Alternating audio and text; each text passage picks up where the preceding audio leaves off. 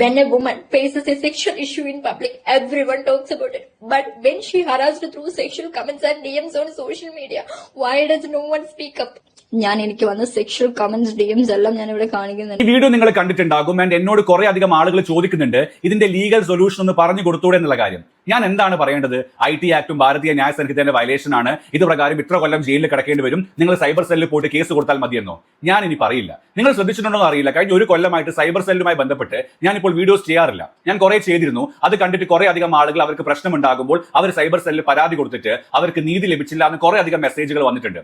എനിക്ക് നിങ്ങളോട് ചോദിക്കാനുണ്ട്, നിങ്ങൾ സൈബർ സെല്ലിൽ പരാതി കൊടുത്തിട്ട് നീതി ലഭിക്കാത്ത സിറ്റുവേഷൻ ഉണ്ടായിട്ടുണ്ടോ? അങ്ങനെയാണെങ്കിൽ ഒന്ന് കമന്റ് സെക്ഷനിൽ പറയണം. നമ്മുടെ ലൈഫ് എന്ന് പറയുന്നത് ഫിസിക്കൽ ലൈഫും സോഷ്യൽ മീഡിയ ലൈഫ് എന്ന് പറയുന്നത് രണ്ട് ലൈഫാണ്.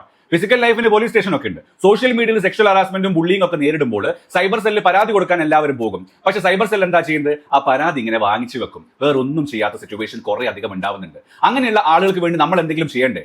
ഇലക്ഷൻ സമയമാണ്. പൊളിറ്റിക്കൽ പാർട്ടീസിനോട് കാര്യം പറയാനുണ്ട്.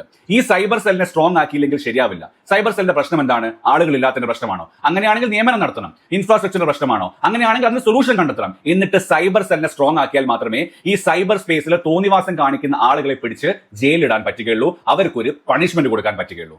ഇലക്ഷൻ സമയമാണ്. ഇതൊരു വിഷയമാണ്. മാക്സിമം ഷെയർ ചെയ്യുക. Thank you so much.